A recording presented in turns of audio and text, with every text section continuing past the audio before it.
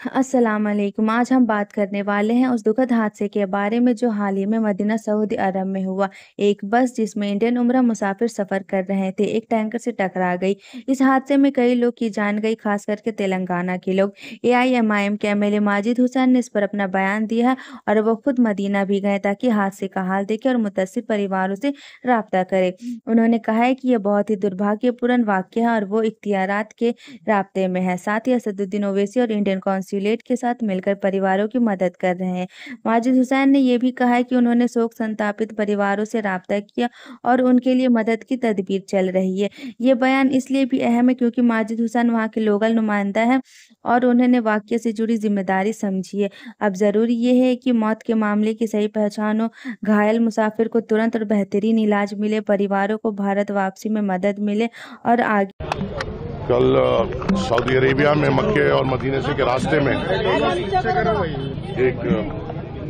एक दर्दनाक हादसा हमारे सामने आया है, जिसमें कई फैमिली मेंबर्स एक बस कोलिजन में, बस एक्सीडेंट में इंतकाल हो गया है और उसमें से कई मेंबर्स जो उसमें इंतकाल हुआ है वो मेरी नामपली कॉन्स्टिट्यूंसी से भी ताल्लुक़ रखते हैं। हम तमाम वहाँ पे जिम्मेदारों से राब्ते में हैं और जैसा ही सुबह में ये इतला बैरिस्टर सऊदीन ओवैसी साहब को मिली, बैरिस्टर सऊदीन ओवैसी साहब ने सीधी तौर पे इंडियन कॉन्सुलेट से वहाँ पे राब्ता किया है और हम पूरी कोशिश कर रहे हैं कि हमें पूरे एग्जैक्ट नंबर्स और क्या उनके लिए हो सकता है उसकी पूरी कार्रवाई हम कर सकें। मैं यहाँ पे इंडिविजुअली फैमिली मेंबर से मिलने की पूरी कोशिश कर रहा हूँ।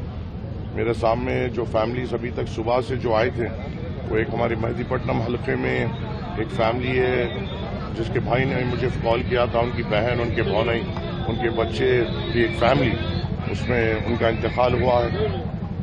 मुरादनगर में हमारे सीनियर मोस्ट हमारे अजीज़ महमूद भाई साहब हैं, जिनकी अहलिया का, उनकी एडवोकेट बेटी का, उनकी साली का, उनके बच्चों का उसमें इंतकाल हुआ है।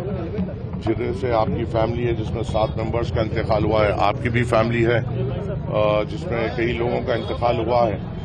फिलहाल फैमिली मेंबर्स के सामने और ये जो टूर्स एंड ट्रैवल्स जो लेके गए थे, ये लोग इनके सामने क्लैरिटी नहीं दे पा रहे हैं कि क्या होगा क्या नहीं होगा। हम हमारे तरफ से ये भी कोशिश कर रहे हैं कि फौरी तौर पे हमने हमारे तरफ से कुछ जिम्मेदारों को फौरी तौर पे रवाना किया है, जो अभी 11 बजे की फ्लाइट से जिद्दा के लिए रवाना हुए हैं और वो इंशाल्लाह 5 बजे तक वहाँ पे पहुंचेंगे और इंडियन एम्बेसी से कोऑर्डिनेट करते हुए हमें अपडेट देंगे। और जो खानदानों का भी जो मुतालबा है वो सुनना है। फिलहाल वो बेइंतहा तकलीफ में है और उनके दर्द को शायद हम समझ नहीं पा रहे हैं, मगर जब घर जब ऐसे हादसे में चले आता है तो अल्लाह उस घर को बस हम ये दुआ कर सकते हैं कि सब्र दें।